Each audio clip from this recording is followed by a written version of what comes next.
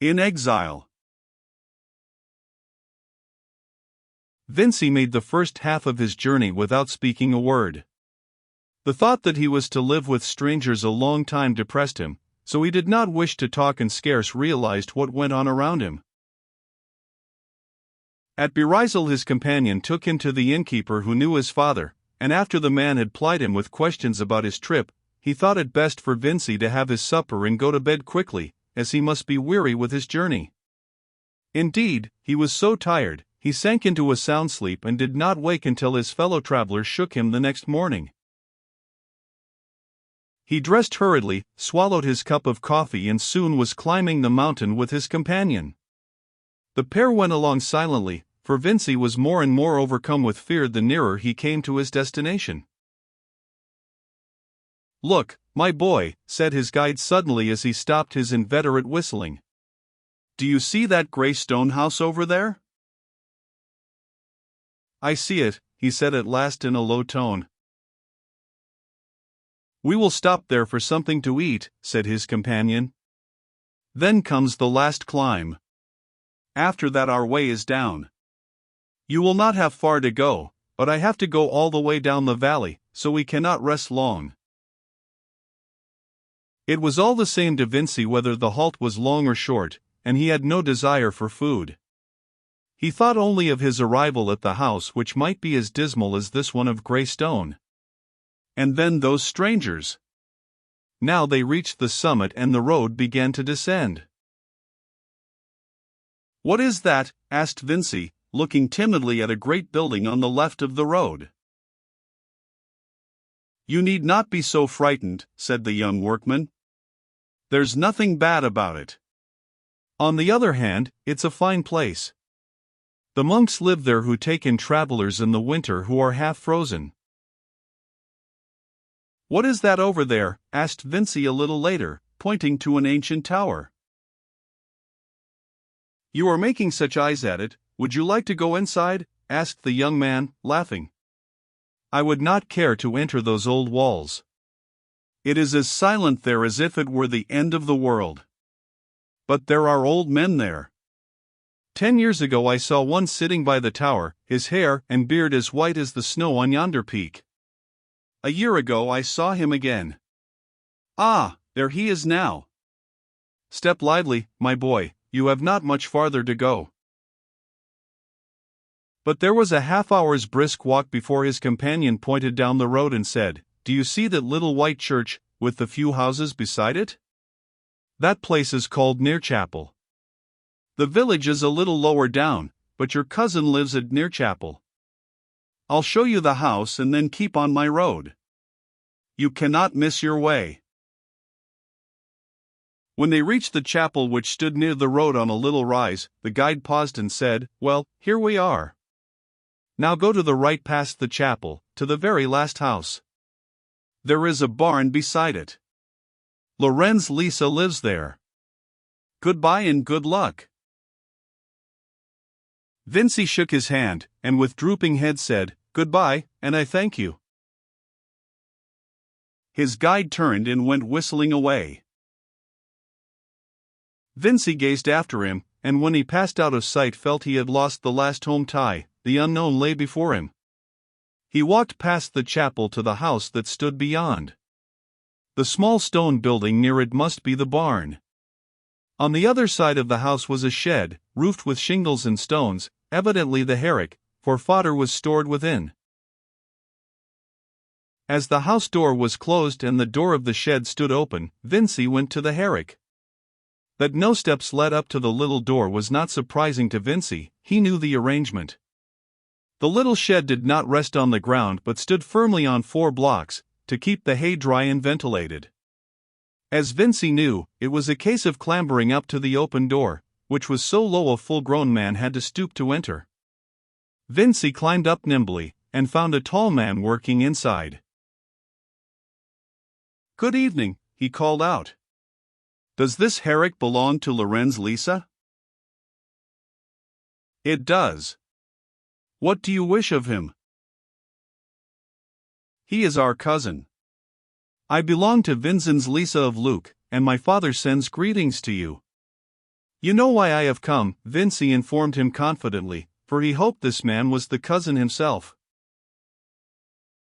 Sticking his wooden pitchfork into the hay, the man stepped forward to hear the lad better. Well, so you are Vincy, he said, giving him his hand and looking him straight in the eyes. It is good that you have come up to your relatives. Did you make the journey all alone? Vincy's heart went out to the friendly speaker. He no longer gazed at the ground, but looked into the kindly eyes and told about his trip and how glad he was to find his cousin so quickly, for he had been frightened at the thought of coming among strangers. There is nothing to be afraid of here, said the man good-naturedly. The boys aren't exactly tame, but you will get along with them. You must be hungry, he continued, so we will go to my wife, who will attend to that. With a spring Vincy landed on the ground and the cousin followed. Just then a stout woman opened the door of the house and looked calmly around. I have to let some of the smoke out through the door, she said to her husband, but she looked inquiringly at the boy at his side. I am bringing our young cousin from Luke, he explained. He is a bit afraid, so you must see to it his fear doesn't grow, and chuckled. You are welcome, young cousin, she said, offered her hand and inspected him from head to foot until her husband said, I think it might be just as well to continue your examination indoors. The youngster still carries his knapsack, and if he should happen to get something to eat soon, he would not take it amiss. He has put a stiff march behind him. He can eat right away, said she. Supper is just ready, the smoke drove me from the hearth. I will serve it at once, for we need not wait for the boys, they will soon be coming. Stepping into the house, she took off Vincy's knapsack, and the lad was soon comfortably seated at the table. As they ate, all timidity vanished. He was ravenously hungry, for he had scarcely eaten on the journey. Somehow his cousin must have guessed this, and long before his plate was empty, had heaped it again. Vincy thought he had never eaten anything better than the steaming potatoes and the lovely yellow cheese. Now and again the wife would say, pour out some more milk for the boy. He must be thirsty after all the wind and dust on that long trip. Suddenly there arose a great hubbub, with loud huzzas and much whip cracking. It is the boys, explained his cousin Lorenz, they have brought the cattle. I must go out and help them. But perhaps you would like to come out and see the cattle and the stable? Let him rest tonight, said Josepha. Tomorrow, he can start the day with the boys. I only asked because boys always like to be around when there is something going on, her husband replied. But Vincy is free to do as he likes. Then I'd like to stay here, chose Vincy. It pleased her that Vincy was glad to stay indoors, and first of all, he must have another cup of milk, for she declared it was needed to lay the last dust of the journey. Then she seated herself comfortably in her chair, saying, Now tell me about your people and how things are going at home. Vincy needed no second invitation, for he had been thinking about what his mother would be doing then, wondering how Stephanie was faring alone in the pasture, and how everything was getting along without him. Now there was a great tramping outside, the door was thrown open and a youngster about Vincy's age came rushing in. A little chap hurried behind him, and then a taller boy followed who evidently did not wish to be last, for giving a quick spring, he tried to vault over the smallest boy by lifting himself on the little fellow's shoulders. But the sly youngster ducked down and the bigger fellow fell headlong with a thud. You shouldn't come in such an unmannerly way, Foz, said the mother calmly. Good evening, cousin, exclaimed the eldest boy, holding out his hand to Vincy. Good evening, cousin, called out the second boy also, and good evening, cousin, greeted the youngest, pressing up to Vincy. While Vincy was shaking the proffered hands, the father had come in, and as he sat down he said, "Well, now you must learn one another's names, boys. Your cousin is called Vincy. That is for Vinzens. My three are Joseph, Boniface, and Morris. Those are their calendar names, but here at home we call them Jos, Foz, and Russley. Now I think you had better take your places at the table." Now that quiet had been restored so that she could be heard, the mother said, "As our cousins did not inform us they were sending their son to us, we did not make ready for him. I have been thinking if he is to sleep in the house, the storeroom will have to be emptied of the rye and corn and all sorts of stuff. But the squeaking and scratching of the mice might scare him. Wouldn't it be better if I made up a comfortable bed in the hayrick for him?" "I will be glad to sleep in the hayrick," answered Vincy. "Just what I thought," said the wife, greatly pleased that everything upstairs could remain as it was. "You will have to have a little table, a bench, and a chest of drawers to be comfortable," she added, "and when you have finished eating, boys, you can carry them out for him." She bustled off, and her three sons soon followed, and as Vincy thought perhaps he could help, he would have gone too. But his cousin beckoned him back, declaring his knapsack had been enough of a load for that day, it was none too light, and hanging it on his arm, they went out to the hayrick. They had scarcely reached it when the three boys came hurrying along. Jos carried the chest on his back, Foz the little table with a quilt on top of it, Russley a bench, and the mother followed with pillow and sheets.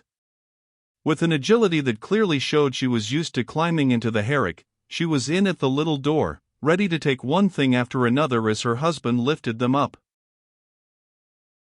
When the last had been put in, his cousin said, "Now we'll say good night. Inside the door is a wooden bolt, just like the one outside. With it fastened, you are sole master of your castle." And now his wife came down, saying, "There, everything is ready for you. See, young cousin, down there is the brook, and that will be your washroom. No one will disturb you. You will find a towel on your bench. Sleep soundly." The three boys also wished him good night, but Jos turned around again to say, "Are you coming with us early in the morning, when we drive the cows out, Vincy? And will you stay with us all day while we are herding?"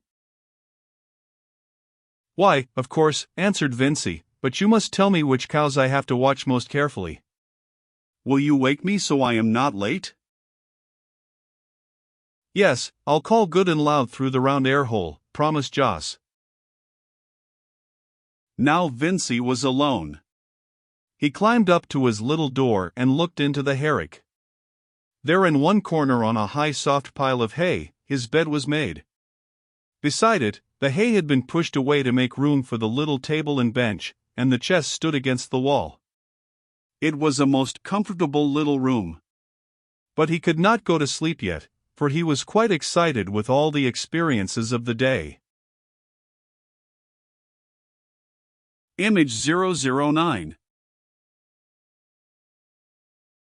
Sitting on the beam which formed the sill of his door, he looked outside. The heavens were studded with brilliant stars.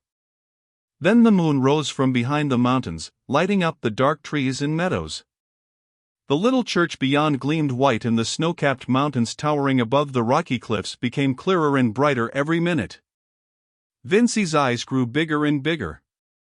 In his great fear of what lay ahead of him, he had seen little else than the grey stone house on his journey.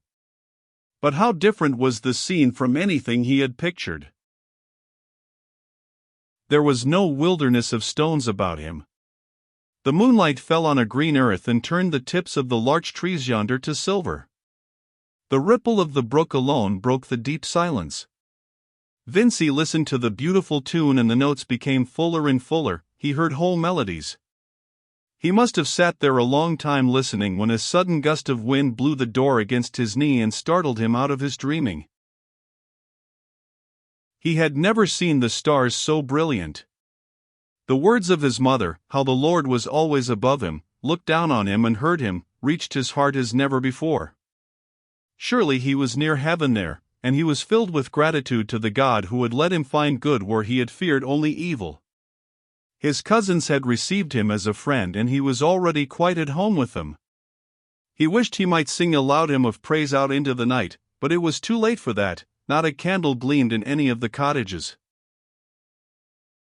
So he closed his little door, bolted it, and sought his bed. It was soft and comfortable. Not a straw could prick him through the heavy linen sheets.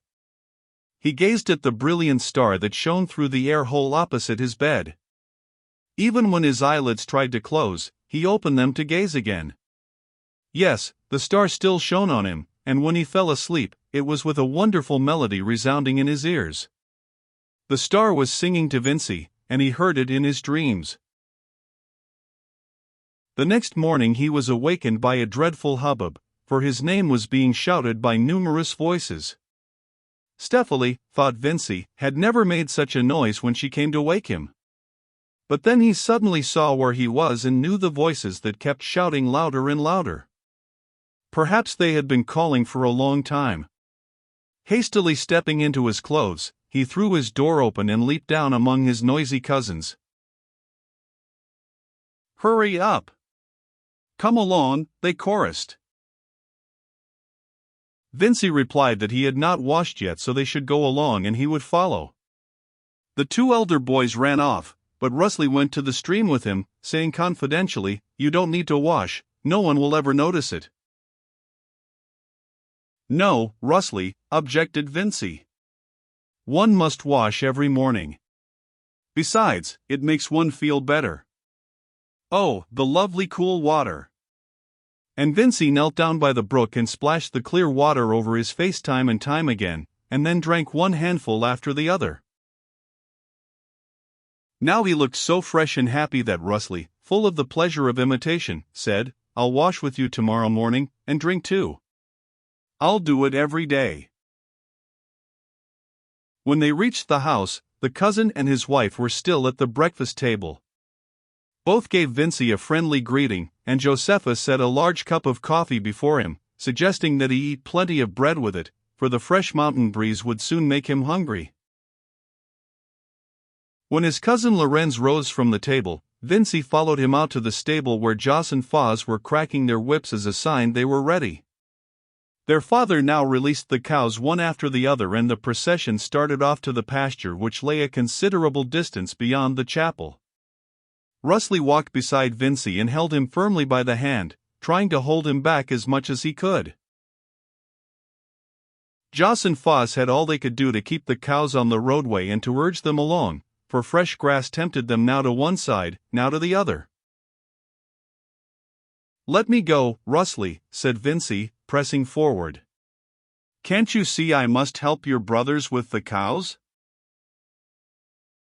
"You had better keep Rusli in order," called out Foz. "That will be helping us most. The little chap is always tickling the cows with his switch so they scatter in all directions and we can scarcely control them. He is a mischievous little mite, and you'd better hang on to him," and as the obstinate cow with which he had been struggling decided to move on, Foz ran ahead to the herd. "Vincy," said Rusli, quite happy that he could have his cousin all to himself, "have you a knife?" "Why, yes, of course. I need one." "Then I'll show you a great bush that makes fine switches. Strong ones, you know, not brittle. Will you cut me a few?" "What do you want a switch for?" asked Vincy. "I hope you do not want to whip the cows. You heard what Foz told me about you." "Oh, I only tease them a little," said Rusli. "Then they jump up in the air and are awfully funny." "But it's not funny for them," answered Vincy. "They jump from fright. Those thin switches hurt, and I'll cut none for you. But I will make something else if the wood is the right kind. Show me the bush." Rusli ran eagerly ahead and soon turned off the road across a pasture, until he reached a large bush whose branches grew straight up into the air. "Here," he called to Vincy. Highly pleased with the bush, Vincy began to cut the branches he liked best, and when he had a bunch of them, he said, "Now, come along, we must go over to your brothers." "Do you know where they are?" "I can't see them anymore." "Then I will do the cutting for you." Rusli ran along, followed by Vincy, who suddenly paused to exclaim, "Oh, how lovely it is here! But when do we get to the pasture?" "We are in the pasture now," said Rusli. Vincy looked around him. Here and there stood tall, dark larches, through whose delicate branches one could glimpse the blue of the heavens above. Beneath their feet stretched the lovely green of the mountain pasture land, brightened by the fiery red alpine roses which grew amongst the moss-covered stones. A full mountain stream rushed along its course, and the rocks that hindered its passage tossed it high into snow-white foam. So this was the pasture. Vincy saw the cows a short distance away peacefully browsing beneath the trees. The sunlight fell through the trees on the glowing flowers and sparkled on the stream's clear waters. The mountain breeze started the shadows playing under the larches, and called forth a soft singing in their branches. The tuneful rustling seemed to swell, then to die away in the distance. Vincy stood motionless, gazing and listening. "When will you begin cutting what you promised?" asked Rusli at last when his patience was entirely exhausted. "Yes, I'm coming," said Vincy, as though waking out of a dream. Vincy now ran off to where the cows grazed and looked about for his cousins. Across the road was a very large treeless pasture in which browsed many cattle. A small group of young herders were bending over a smoking spot on the ground. Jos and Foz were among them. Vincy saw that. He called out to Jos with all his might, but in vain for some time, but as soon as Jos heard him he came over to him. "Come over to us, Vincy," he called as he ran up. "We are making a fire, or rather a smoke. One of the boys has found a hole, and there is an animal in it, perhaps a marmot. We think we can smoke it out. Come along, it is real fun." "No, I would rather not," replied Vincy, who found no pleasure in seeing a frightened little animal jump out of its hole, with boys to chase it and frighten it more. "Besides, I have promised Rusli to go back immediately. I want to ask you something. Do you think your father would mind if I cut a pipe for Rusli?" "Mind? What are you thinking about?" "I don't see any reason why he should," exclaimed Jos. "You can be sure father will not be displeased, and we will be only too glad if you keep the little mischief away. He makes the cows so wild we are kept busy running after them." "But ought I not to help you with the herding?" asked Vincy. "May I just sit and cut pipes?" "You will help us that way more than any other," declared Jos. Vincy was highly pleased over this division of labor, and hurried back to Rusli. Seating himself on a mossy stone where the reddish-purple violets perfumed the air, he selected a branch, and cut it off where it started to grow more slender, and began to work on the thicker piece. "What is it going to be when it is finished?" asked Rusli, who looked on with deep interest. "It will be a pipe," answered Vincy. In happy astonishment, Rusli pressed closer to the carver so as to lose nothing of the process of this marvelous work. He knew the little reed pipes that broke so quickly, but he had never seen such a long, thick wooden pipe. Vincy had discovered much since he made his first pipe. Now he cut several small holes, for that way he could get several notes. But it took much time, for it was not easy to bore the little round holes, and Vincy was very exact in his work. Several hours were spent on it, for between times Vincy stopped to listen to the way the wind sang through the tall trees and to the murmur of the stream, sometimes one of joy, sometimes one of gentle complaint. Then, too, he paused to breathe in the perfume of the violets. But at last he closed his knife and said, "There, Rusli, take it, your pipe is ready." With flashing eyes the happy boy put the pipe to his mouth and blew a high, piercing shriek. Rusli himself was frightened at it. Handing over the instrument to Vincy, he said, "Now you play on it," but at that moment there resounded a shrill whistle and then another. Clearly it was a call. "It is time to eat," explained Rusty. "That's the way they always whistle when we are to gather for lunch. Come along." "A pipe! Look at my pipe," he called out to his brothers as he drew near where they were already sitting on the grass eating. When Rusty saw this, he looked searchingly around, then ran to where his lunch bag lay, and quickly pulling out what was meant for him, held it out to Vincy. "Here, take it," said he. "This is yours, the others have already taken theirs." As soon as Joss had finished eating, he called out from where he sat, "Here, Rusty, give me the pipe, I want to try it." "Come and get it then," said Rusty drily. Vincy had jumped up to take it over to Joss, but evidently he had a feeling that if he wanted it, it was for him to fetch it, and he quickly came up, as did Foz also, who called out, "Show it to me too." But Joss was already holding it to his mouth and warded Foz off. Joss knew something about how the fingers had to be placed on the holes in order to produce different notes, and he succeeded, though they were very discordant and harsh. "You do not know how." "Just give it to me," cried Foz, grabbing the pipe, but in his hands it shrilled and screeched. "It looks so pretty," said Joss with regret. "We have never been able to make so nice a one, but it does not sound well." Taking the pipe from Foz, Vincy said, "I will give it a trial myself," and began to play a little tune. The notes followed one another so clearly, so beautifully, they all stood spellbound, and when Vincy stopped, Joss exclaimed eagerly, "Oh, you play it well. Teach me." "Me too," added Foz. "And me too," shouted little Rusty. "Give me the pipe," urged Joss. "No, give it to me," demanded Foz. But Rusty had grabbed his property and ran away, fearing the stronger boys would rob him of it. "Let him have it," said Vincy, "and I will make each of you one."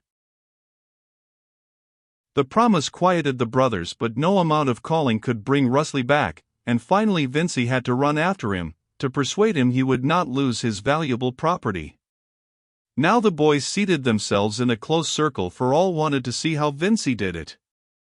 He was kept playing on, everything he knew, and when he had no more tunes, he made up melodies from the sound of the bells and the song of the birds he had heard. As he played on, his audience had grown, for the boys from the other pastures had waited in vain for Foz and Joss, and one after another had come seeking them. Once there, they tarried, for the music pleased them all, and the afternoon slipped away unnoticed. Suddenly one of the crowd called out, "It's 6 o'clock. I hear the horn." They quickly scattered, but one after another called back to Vincy, "Bring it tomorrow. Bring it with you tomorrow."